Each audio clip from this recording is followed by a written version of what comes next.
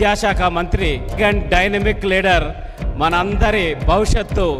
ఎందుకు మనందరి భవిష్యత్తు అంటున్నా అంటే, ఆ రోజు చంద్రబాబు నాయుడు గారు మైక్రోసాఫ్ట్ని తీసుకొచ్చి హైదరాబాద్ దశని ఏ విధంగా ప్రపంచం మొత్తం తిరిగి చూసేటట్టు చేశారో, ఈరోజు 12 నెలల పాటు కష్టపడి అకుంఠిత దీక్షతోటి గూగుల్ని వైజాగ్ని తీసుకొచ్చి 1,30,000 కోట్ల పెట్టుబడిని 2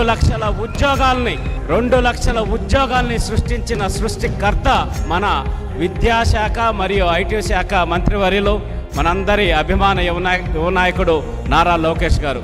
అంటే అటు విద్యని ఇటు ఉద్యోగ అవకాశాలని రెండింటినీ సమానంగా ముందుకు తీసుకెళ్తూ ఆయన ఏ విధంగా అద్భుతాలు సృష్టిస్తున్నారో నిన్న జరిగిన CII సమ్మిట్లో కూడా మనం అందరం చూసాం.